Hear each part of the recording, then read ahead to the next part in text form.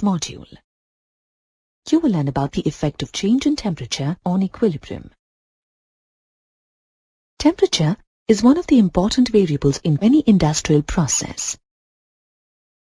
Le Chatelier's principle can be used to predict the effect of temperature on the equilibrium of a reaction. You have learned that whenever a system at equilibrium is subjected to change in concentration or pressure, the reaction quotient QC no longer remains equal to the equilibrium constant Kc. However, when a system at equilibrium is subjected to change in temperature, the value of equilibrium constant Kc itself changes. For example, the equilibrium constant for the gas phase reaction of the formation of ammonia from nitrogen and hydrogen at 298 Kelvin is 6.8 multiplied by 10 to the power of 5, while it is 41 at a temperature of 400 Kelvin. The value of the equilibrium constant for a given reaction varies with temperature. In general, equilibria in which the forward reaction is exothermic, that is, where the enthalpy change is negative, have equilibrium constants that decrease with an increase in temperature. For example, the gas phase reduction of nitrogen and hydrogen combining to give ammonia. In this reaction, the forward reaction, that is, the formation of ammonia, is an exothermic reaction, and the backward reaction of ammonia dissociating into nitrogen and hydrogen is an endothermic reaction. According to Le Chatelier's principle, raising the temperature shifts the equilibrium in the direction in which the heat is absorbed. It implies that endothermic reaction is favored. So, ammonia absorbs the heat to dissociate into nitrogen and hydrogen. Hence, on increasing the temperature, the rate of backward reaction increases, or the rate constant for backward reaction, Kb, increases. You have also seen that equilibrium constant Kc is equal to Kf divided by Kb, where Kf and Kb are rate constants for forward and backward reactions respectively. As Kb increases in the denominator, the value of Kc decreases.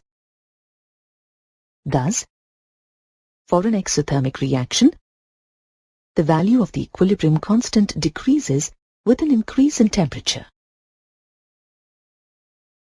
Equilibria in which the forward reaction is endothermic, that is, where the enthalpy change is positive, have equilibrium constants that increase with an increase in temperature.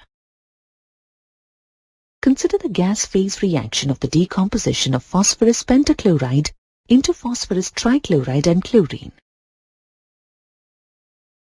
The positive enthalpy change for this reaction indicates the endothermic nature of the forward reaction. If the temperature for this reaction is raised, then the forward reaction of PCl5 dissociating into PCl3 and Cl2 occurs. As the rate of forward reaction increases, the rate constant for the forward reaction, Kf, and consequently, the value of equilibrium constant Kc also increases. Thus, for an endothermic reaction, with an increase in temperature, the value of equilibrium constant Kc also increases. The effect of temperature on equilibrium can be demonstrated using nitrogen dioxide gas. Nitrogen dioxide gas, which is brown in color, dimerizes into colorless dinitrogen tetraoxide. This dimerization, as you can see from the value of delta H, is exothermic in nature. The three identical sealed tubes that you see here contain nitrogen dioxide in equilibrium with dinitrogen tetraoxide. As you can see, all the three tubes contain the same amounts of NO2 and N2O4 and have the same brown appearance. Now, out of the three sealed tubes, one is placed in a freezing mixture, one in hot water, and one is left at room temperature. What do you observe? You can see that the tube placed in a freezing mixture has turned pale, while the one placed in hot water has turned dark brown. How do you explain this? The forward reaction of NO2 dimerizing into N2O4 is an exothermic reaction. You have seen that increasing the temperature for an exothermic reaction favors the backward reaction. Hence, the backward reaction of formation of NO2 occurs when the tube is placed in hot water. This is why you see that the brown color intensified in that tube. Lowering the temperature for an exothermic reaction favors the forward reaction. Hence, when the tube is placed in a freezing mixture, the forward reaction of NO2 dimerizing into N2O4 is favored. That is the reason why you see the tube turning pale. Now, let us look at the influence of a catalyst on equilibrium. A catalyst has no effect either on the position of equilibrium or on the equilibrium composition of a reaction mixture. However, a catalyst increases the rate of the reaction by providing a new low-energy pathway for the conversion of the reactants into products. A catalyst lowers the activation energy for the forward as well as the reverse reaction by exactly the same amount, and thus makes it easy for the reaction to proceed faster in either direction. To understand the effect of a catalyst, consider the gas phase reaction of the formation of ammonia from hydrogen and nitrogen. The formation of ammonia is an exothermic reaction and proceeds with a decrease in the number of moles. According to Le Chatelier's principle, the conditions favorable for the formation of ammonia are low temperature.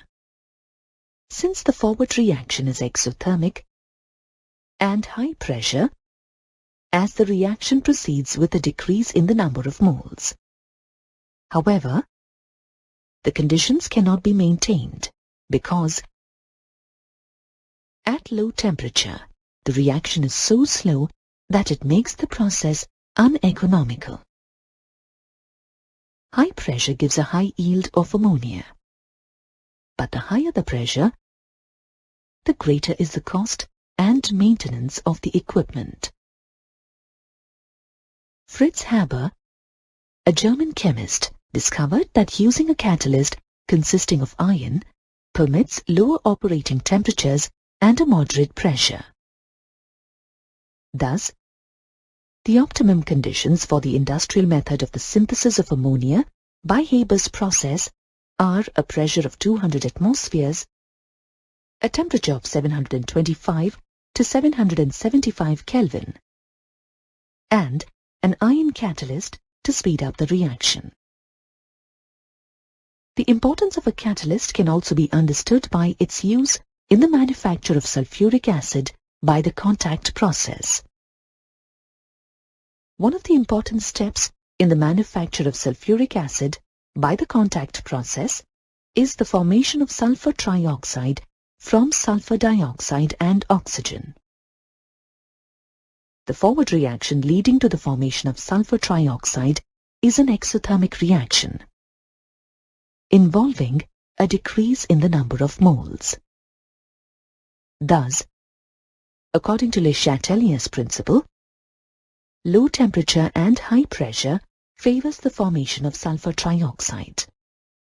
However, at low temperature, the reaction is very slow, while at high pressure, the tars used in the synthesis get corroded. Hence, to maintain optimum conditions and increase the rate of the reaction, a catalyst such as platinum or vanadium pentoxide is used. The optimum conditions used for the industrial synthesis of sulfur trioxide are normal pressure, a temperature of 673 Kelvin, and a catalyst such as platinum or vanadium pentoxide. You have now reached the end of this module. In this module, you have learnt that the value of equilibrium constant depends on temperature. Equilibria in which the forward reaction is exothermic have equilibrium constants that decrease with an increase in temperature. Equilibria in which the forward reaction is endothermic have equilibrium constants that increase with an increase in temperature. A catalyst has no effect either on the position of equilibrium or on the equilibrium composition of a reaction mixture. A catalyst increases the rate of the reaction by providing a new low-energy pathway for the conversion of reactants into products. A catalyst lowers the activation energy for both forward and reverse reactions by exactly the same amount, and thus makes it easy for the reaction to go faster in either direction.